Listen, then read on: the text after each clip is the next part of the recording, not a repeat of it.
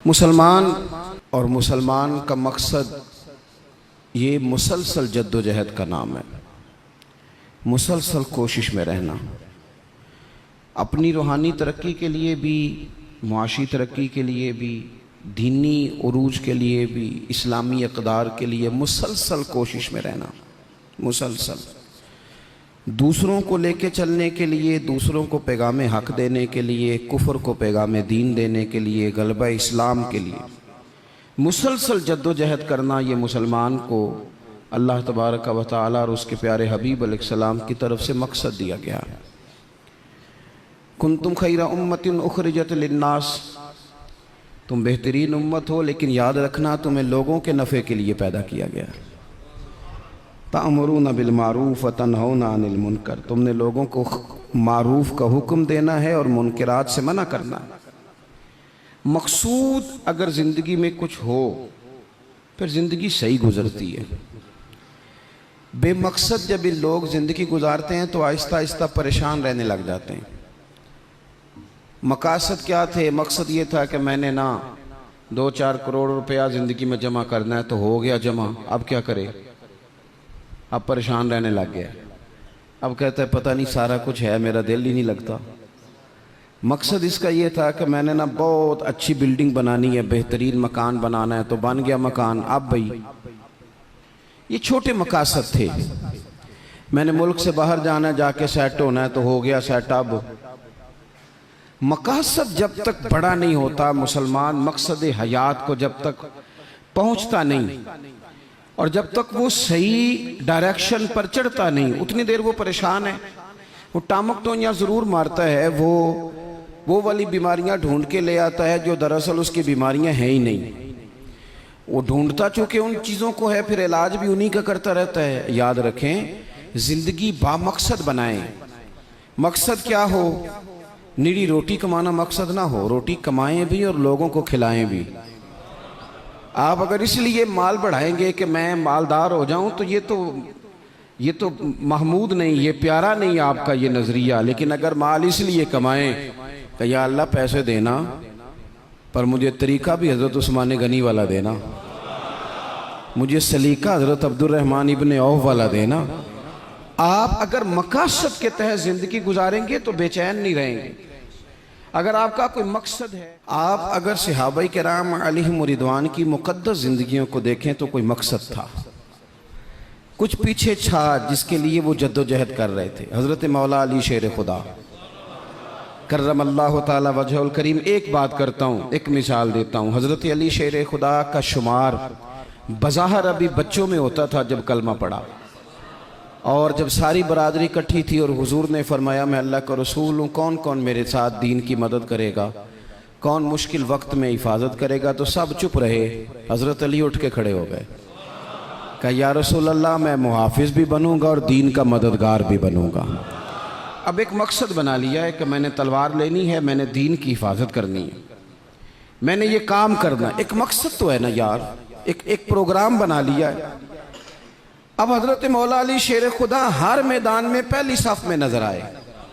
ایک موقع ایسا آیا جہاں میرے حبیب علیہ السلام نے فرمایا کہ علی تم مدینے میں میرے پیچھے رہو، بچے ہیں، عورتیں ہیں، نگہبانی ہے، اور میں اس لیے اسی طرح تمہیں چھوڑ کے جا رہا ہوں جس طرح حضرت موسیٰ علیہ السلام جناب ہارون کو چھوڑ کے گئے تھے، مگر یہ کہ میرے بعد نبی کوئی نہیں۔ ایک موقع پر صرف چھوڑ کے گئے، جہاد پہ ساتھ نہیں لے کے گئے، تو حضرت علی رونے لگے۔ اللہ کرے آپ کو سمجھ آئے میری بات کی۔ بچہ ہمارا بھی روتا ہے، پر وہ کہتا ہے میں نے سیر کے لیے جانا ہے۔ مقصود کچھ اور بنا لیا ہے نا۔ پیسے ہمارے بچے بھی مانگتے ہیں، پر وہ کہتے ہیں کہ ٹور جا رہا ہے، میں نے ساتھ جانا ہے۔ ہمیں بھی رونا آتا ہے کئی دفعہ، لیکن وہ جو پارٹی ہم نے قابو کرنی تھی وہ کوئی اور کر کے لے گیا۔ یہ تو گاہک میرا تھا، یہ دائیں بائیں کیسے نکل گیا۔ رونا تک آ جاتا ہے، ان کا بھی رونا تھا۔ عرض کی یا رسول اللہ صلی اللہ علیہ وسلم آپ مجھے بچوں اور عورتوں پر چھوڑ کر جا رہے ہیں؟ تو حضور صلی اللہ تعالی علیہ وسلم نے فرمایا علی اسی طرح چھوڑ کے جا رہا ہوں جس طرح حضرت ہارون کو جناب موسیٰ کلیم چھوڑ کے گئے تھے۔ بھائی ایک مقصود تھا کہ میں نے میدان میں رہنا ہے، ایک ارادہ کیا تھا، ایک پروگرام بنایا تھا، پھر ساری زندگی وہ میدان میں رہے۔ ان کو جب خنجر لگا نا کوفے کی جامع مسجد کے قریب، تو بندے کو تکلیف ہوتی ہے تو وہ ہائے کرتا ہے، بیٹے کو آواز دیتا ہے، نصیحتیں لکھواتا ہے، لیکن مولا علی کو خنجر لگا تو کیا کہتے ہیں؟ کہتے ہیں فزت برب الکعبہ، لو بھائی لوگو رب کعبہ کی قسم آج میں کامیاب ہو گیا ہوں۔ ایک مقصود بنایا تھا نا، آج میں اس مقصود تک پہنچ گیا ہوں۔ یار کوئی مقصد تو ہو۔ لو سنو بات، بخاری میں موجود ہے، ایک خاتون تھی جو مسجد نبوی شریف میں جھاڑو دیتی تھی۔ مشکل کام ہے؟ چلیں آپ بتائیں مجھے، مسجد کے اندر جھاڑو دینا آسان ہے کہ مسجد کا صدر بننا آسان ہے؟ نہیں، صدر بننا ہی سوکھا دے، اس لیے کہ صدر بن کے کرنا کچھ نہیں، نہ آرڈر ہی جاری کرنا ہے، اللہ ماشاءاللہ اچھے لوگوں کی بات نہیں کرتا۔ اس لیے اچھا زیادہ اجر والا کام تو یہ نا کہ اللہ کا گھر صاف کیا جائے۔ میں نے تو علماء سے کئی جگہ کہا ہے کہ اس عہدے کا نا آپ کوئی نام بدل دیں، اس سیٹ کا نگران کر دیں، سرپرست کر دیں، کیونکہ جب صدر آپ کہہ دیتے ہیں نا تو صدر پاکستان کا سب سے بڑا آئینی عہدہ ہے، اور صدر اگر با اختیار ہو تو پہلا کام اسمبلیاں توڑنے کا کرتا ہے، تو پھر مشکل ہو جائے گی۔ ایک خاتون مسجد نبوی شریف میں جھاڑو دیتی تھی، کوئی مقصد تو ہے نا یار، یعنی جمعے والے دن میں نے جھاڑو دینا ہے، کوئی مقصد تو ہے۔ میں نے یار اللہ کا گھر سمجھ کے، کمیٹی کی مسجد سمجھ کے نہیں، محلے کی مسجد سمجھ کے نہیں، رب کا گھر سمجھ کے میں نے یار وہ واش روم صاف کرنے ہیں جن کے اندر لوگ گزرتے ہیں اور نماز کے لیے اپنے آپ کو تیار کر کے لوگ وضو سے فارغ ہو کر کے آتے ہیں۔ ایک مقصود ہے، ایک ارادہ کر لیا ہے، کوئی پروگرام تو ہو، ایسے محمل فضول وقت گزرتا جائے۔ یعنی ہمارے ہاں نا کچھ لوگ کہتے ہیں میں بور بڑا ہوتا ہوں۔ آپ نے ناراض نہیں ہونا، میں سینکڑوں اور ہزاروں لوگوں کو جانتا ہوں جو ان سے پوچھنا کیا کر رہے ہیں تو کہتے ہیں ٹائم پاس کر رہا ہوں۔ تو میں کہتا ہوں آپ نے ٹائم کو بالکل فضول سمجھ لیا ہے۔ کیا سمجھتے ہیں آپ زندگی کے لمحات اتنے فارغ ہیں؟ اور نبی پاک صلی اللہ علیہ وسلم نے فرمایا دو نعمتیں ایسی ہیں جن کے بارے میں بہت سارے لوگ دھوکے میں۔ دو نعمتیں کہا حضور نے، نعمتان، دو نعمتیں ایسی ہیں جس کے بارے میں لوگ دھوکے میں پڑ گئے، انہیں سمجھ ہی نہیں آئی کہ ہمارے پاس نعمت۔ یا رسول اللہ کون سی؟ حضور نے فرمایا ایک صحت اور ایک فرصت، ایک صحت اور ایک فرصت۔ اللہ نے فارغ وقت دیا تھا کہ بہت سارے قرآن پاک پڑھ سکتا تھا، درود پاک پڑھ سکتا تھا، کوئی کام کر سکتا تھا، لیکن بس اس چوک میں گزر گیا، اس گلی میں وقت گزر گیا، فلانے کی باتیں کرتے وقت گزر گیا، میلوں ٹھیلوں میں گزر گیا، شگل میلوں میں گزر گیا، کوئی ٹھنڈے علاقے کی سیر میں گزر گیا، جو بچا تھا وہ موبائل پہ گزر گیا۔ بیت گئے اوقات ہمارے۔ کوئی مقصود ہے میرے عزیز؟ مسجد میں جھاڑو دیتی ہے خاتون، بیمار ہو گئی لیکن با مقصد زندگی گزار رہی تھی نا، اس نے کسی نہ کسی طریقے سے اپنے آپ کو مدینے والے محبوب کے دین سے جوڑ لیا تھا۔ جھاڑو دیتی تھی مسجد میں، بیمار ہو گئی۔ قربان جائیں رسول کائنات یعنی اللہ کی رحمت کاملہ، حضور خود چل کے تیمارداری کرنے تشریف لے گئے اور فرمایا اگر یہ انتقال کر جائے تو مجھے خبر ضرور کرنا۔ صحابہ فرماتے ہیں رات کا وقت تھا، ٹھنڈ کا موسم تھا، اور حکم بھی یہ تھا کہ جب کوئی انتقال کر جائے تو جلدی تدفین کر دو۔ ہم نے حضور کو تکلیف دینا مناسب نہ سمجھا، غسل کفن کا بندوبست ہوا، جنازہ پڑا، دفن کر دیا۔ اس نے کچھ کیا ہے، اس نے نہ دین کے ساتھ کچھ تعلق بنایا ہے۔ اللہ ہمارا بھی نام جھاڑو دینے والوں میں لکھ دے۔ کوئی تعلق تو اس نے بنایا ہے نا، کہیں کسی کونے میں جا کے اس نے رشتہ دین سے جوڑا ہے۔ حضور سید عالم علیہ السلام صبح تشریف لائے تو سارا کچھ جاننے والے محبوب پوچھنے لگے تم نے مجھے بتایا کیوں نہیں؟ یہ بھی اعزاز کے لیے، ورنہ وَعَلَّمَكَ مَا لَمْ تَكُنْ تَعْلَمْ۔ حضور سید عالم علیہ السلام نے فرمایا کیوں نہیں بتایا؟ قربان جائیں مر جانے کو جی چاہتا ہے اس ادا پر، ساری کائنات جائے حضور کے روضہ نور پر۔ اور نبی پاک نے پوچھا بتایا کیوں نہیں؟ یا رسول اللہ رات تھی، تکلیف دینا مناسب نہیں سمجھا۔ او بوڑھی اماں تیرے نصیبوں پہ ہمارے ماں باپ قربان ہو۔ حضور فرمانے لگے مجھے بتاؤ اس کی قبر کہاں ہے؟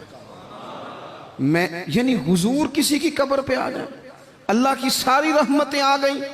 کریم محبوب علیہ السلام قبر پہ گئے. ویسے تو دوسرا جنازہ جائز نہیں, ایک ہی شرط میں جائز ہے کہ اگر وارث نے نہیں پڑھا تو دوسرا جنازہ پڑھا جا سکتا ہے, لیکن حضور تو خود وارث ہے نا ساری امت کے, اور حضور اختیار رکھتے ہیں, شارع ہیں.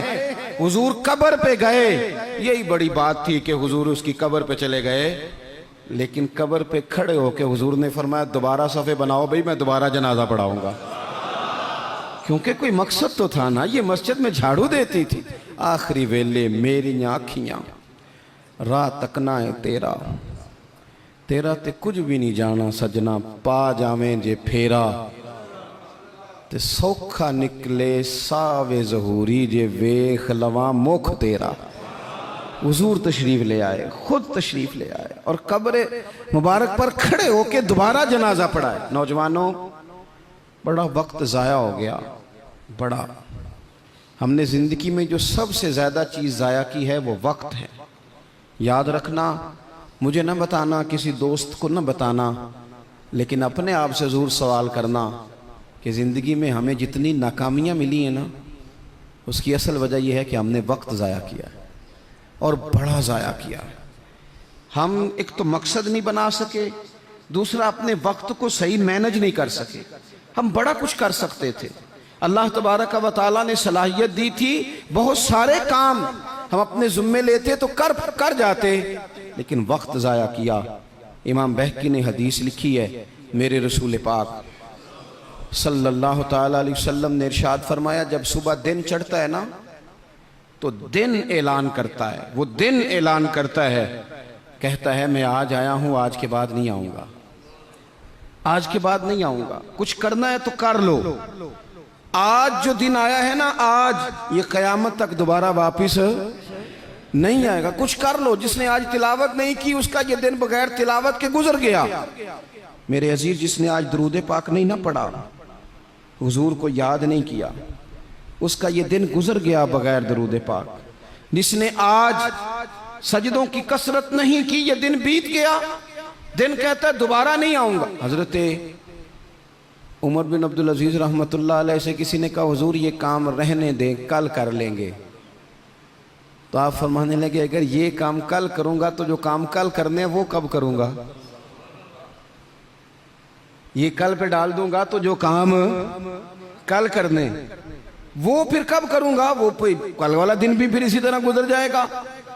39 سال عمر پائی حضرت عمر بن عبدالعزیز نے. کتنی؟ ہلکا سا بولیے گا.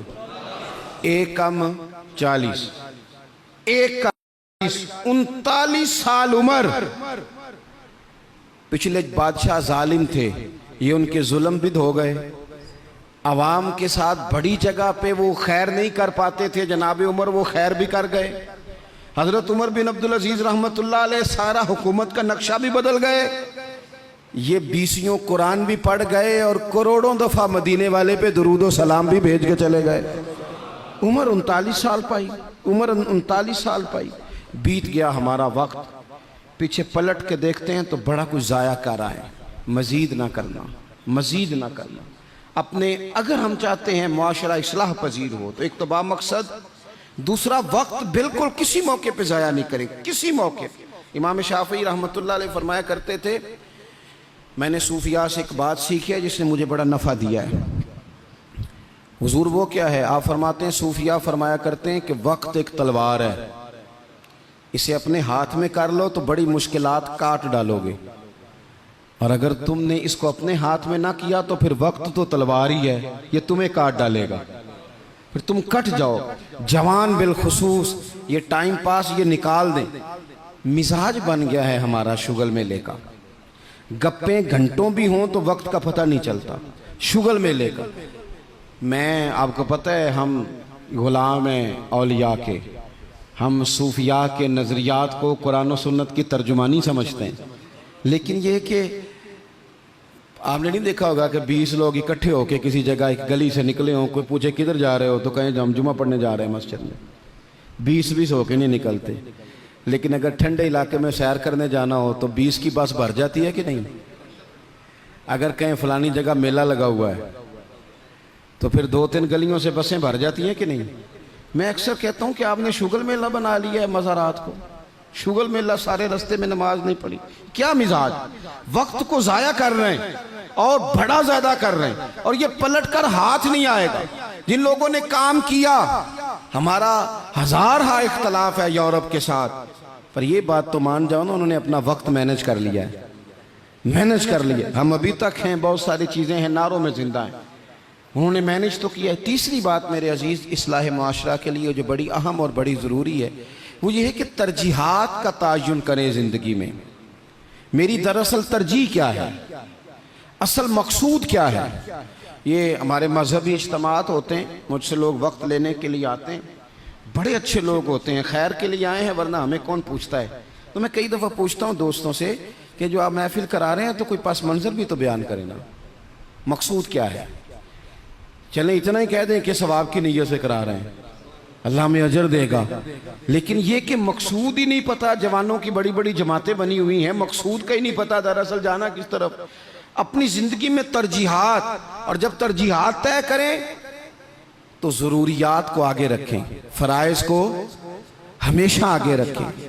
جو فرائض ہیں, جو واجبات ہیں, ان کو ہمیشہ پہلا درجہ دیں.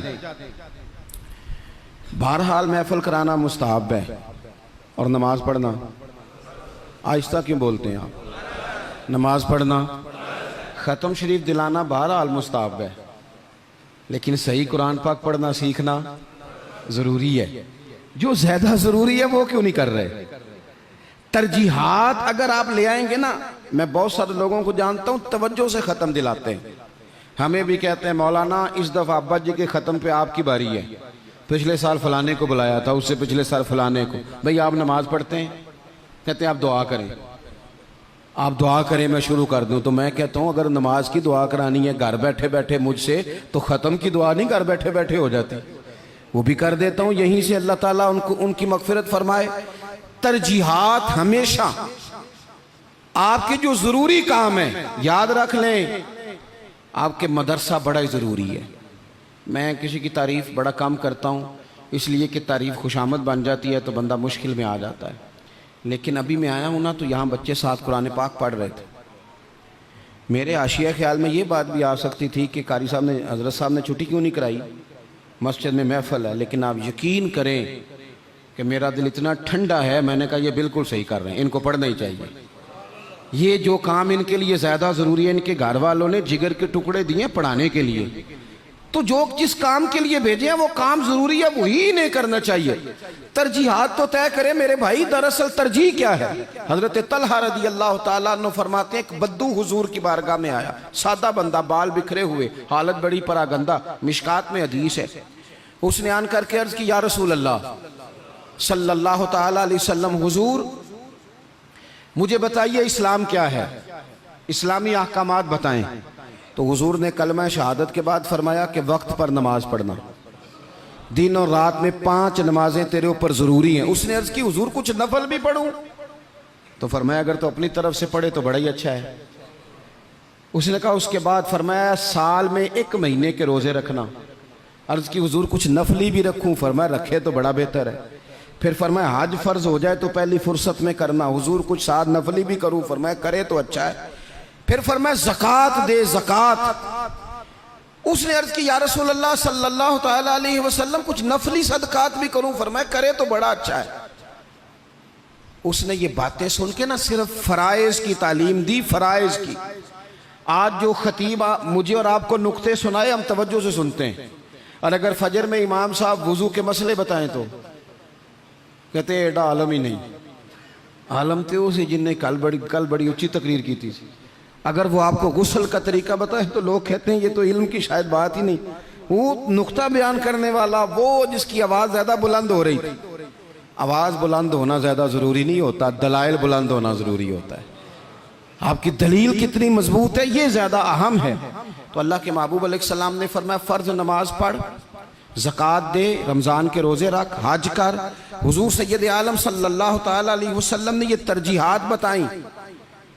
وہ شخص پتہ ہے حضور سے کیا کہتا ہے؟ کہتا ہے یا رسول اللہ جو میں نے آپ سے سنا ہے نہ کمی کروں گا نہ اضافہ کروں گا. گویا وہ مان گیا کہ میں ترجیح دوں گا فرائض کو. تو رسول پاک صلی اللہ علیہ وسلم نے فرمایا صحابہ کی طرف دیکھ کے فرمایا اگر یہ جو کہہ رہا ہے اس پہ ڈٹا رہا جو اس نے کہا ہے اگر وہ سچ کیا اس نے تو فرمایا پھر یہ بندہ کامیاب ہو جائے گا، پھر یہ فلاح پا جائے گا۔ آپ ترجیح ہمیشہ اہم کام کو دیں۔ میں جو بات کرنے لگا ہوں میرے علماء اس کی ذمہ داری لیں گے۔ آپ سے یہ نہیں پوچھا جائے گا کہ آپ نے مزار پہ چادریں کتنی ڈالی ہیں، یہ ضرور پوچھا جائے گا کہ ماں باپ کی خدمت کی کہ نہیں کی۔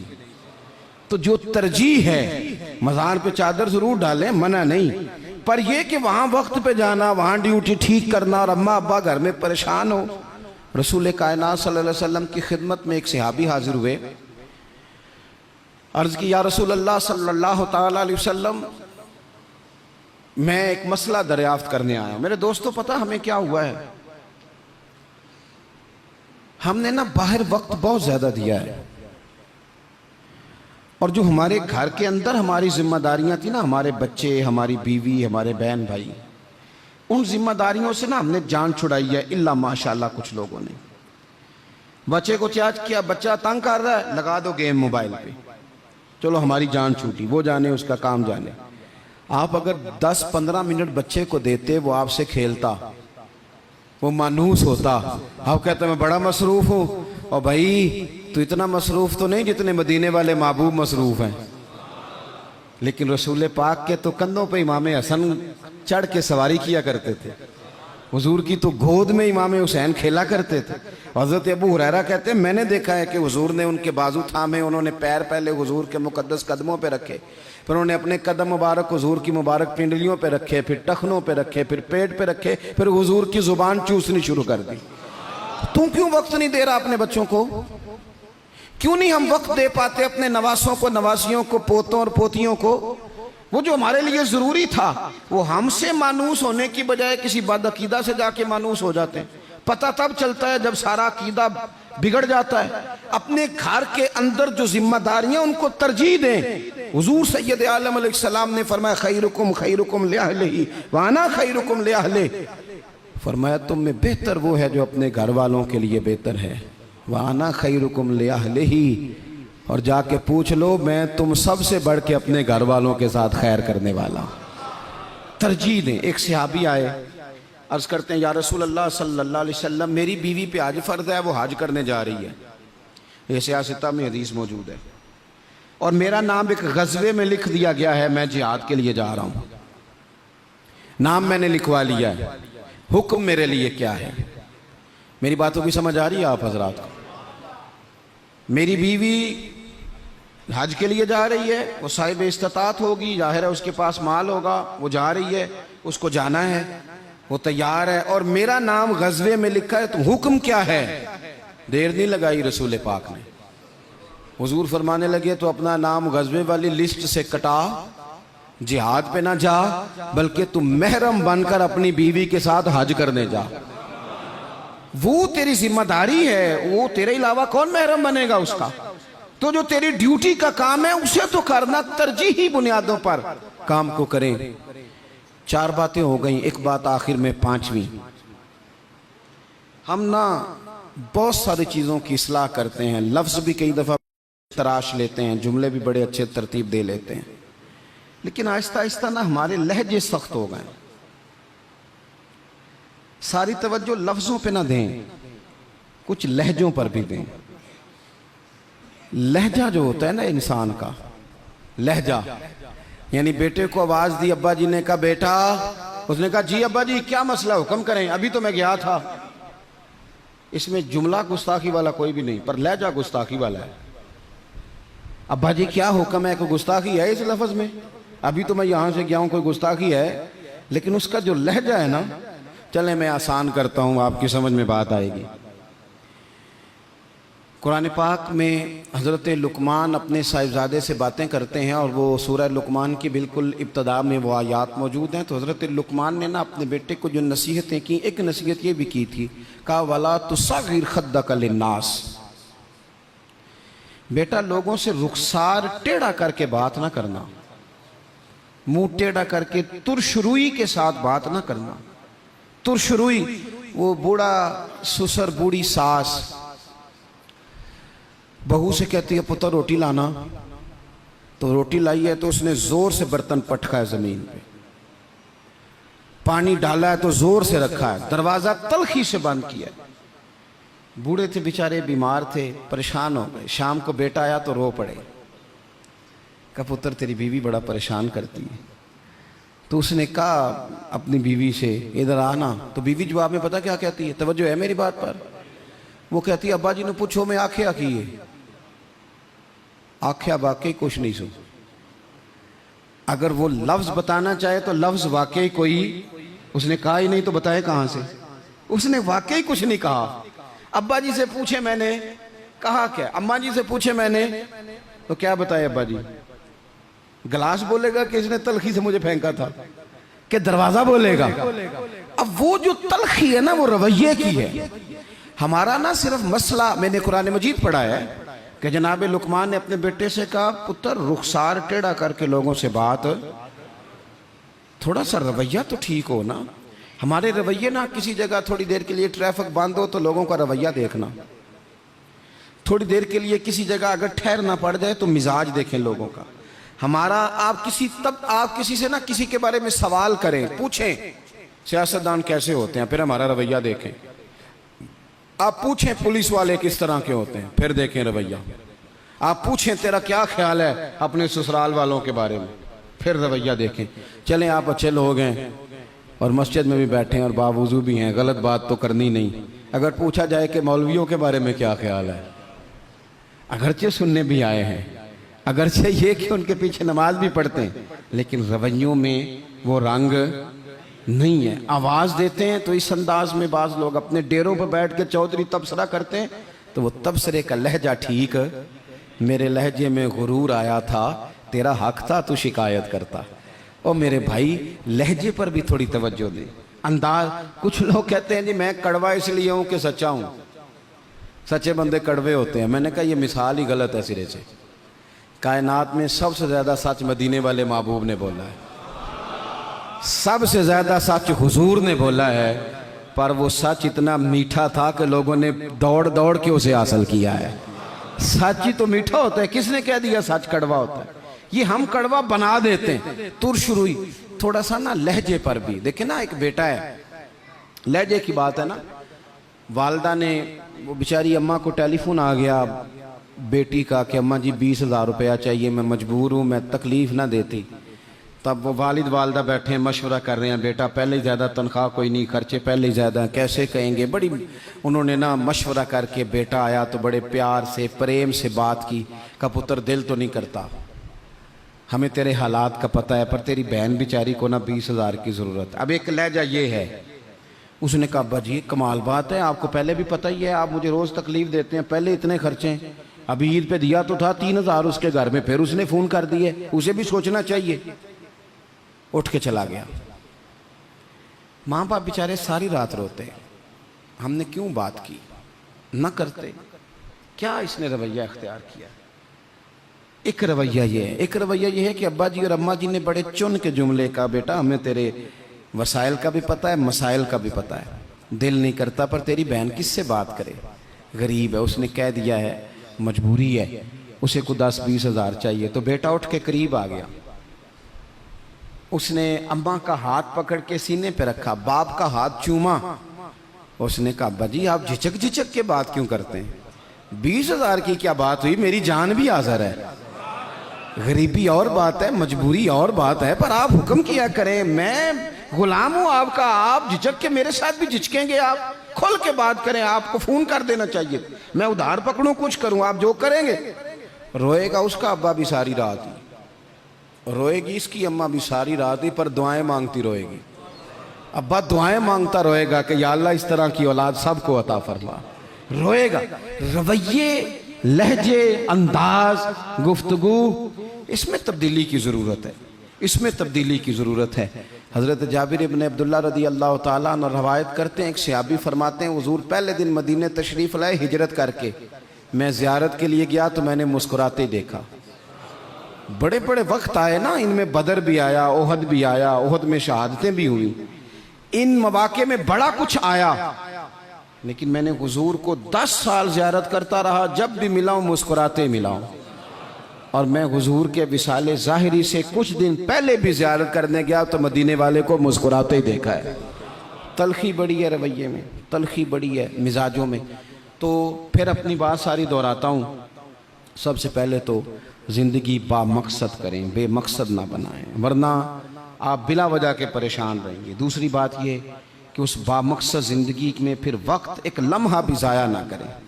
اپنے سارے معاملات کو ترتیب دیں، اٹھنا کتنے بجے ہے، کھانا کتنے بجے، اور بڑی ذمہ داری سے کہہ رہا ہوں 2 دن آپ کو فجر کے دن مشکل سے اٹھنا ہے، کسی کے اٹھائے اٹھیں گے 2 یا 3 دن، یا الارم آپ کو اٹھائے گا، تیسرے دن انشاءاللہ تعالیٰ آپ کا دماغ خود بخود جاگ جائے گا۔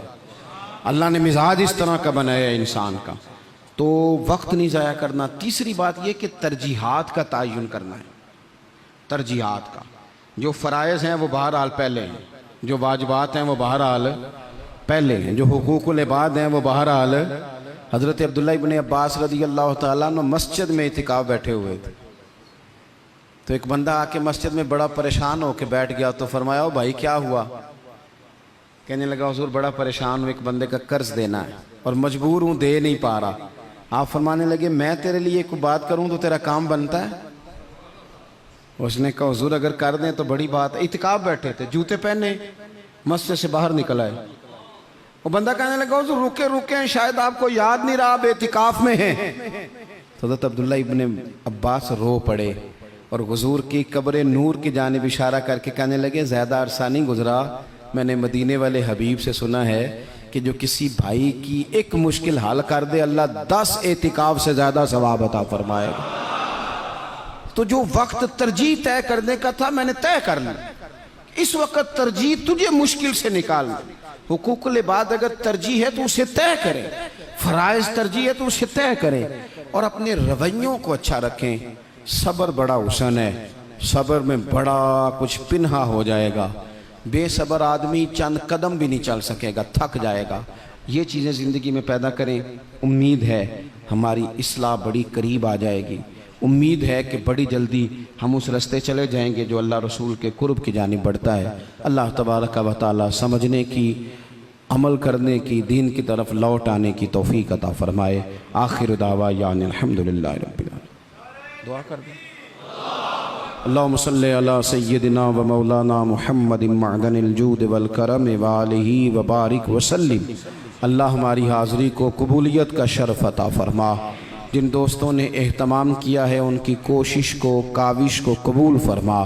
اے کائنات کے مالک ہمارے گناہ معاف فرما، ہماری غلطیوں سے درگزر فرما، ہمیں نفع والا علم عطا فرما، اخلاص والا عمل نصیب فرما۔ اے اللہ نیکی کے رستے پہ چلنا ہمارے لیے آسان بنا دے، گناہ اور بدی سے قلبی نفرت عطا فرما دے، بیماروں کو شفا دے دے، مقروضوں کو قرضوں سے رہا کر دے، تنگ دستوں کو وسعت رزق دے دے، جو بے گھر ہیں انہیں اپنی چھت دے دے، جو بے اولاد ہیں انہیں صاحب اولاد کر دے، اولاد والوں کی اولاد کو فرما بردار بنا دے، ہمارا خاتمہ بالخیر فرما، ہمارا خاتمہ بالایمان فرما، پردہ پوشی نصیب فرما، پردہ پوشی نصیب فرما۔ رب اغفر وارحم وانت خیر الراحمین، وصلی اللہ تعالی علی حبیبہ سیدنا و مولانا محمد۔ السلام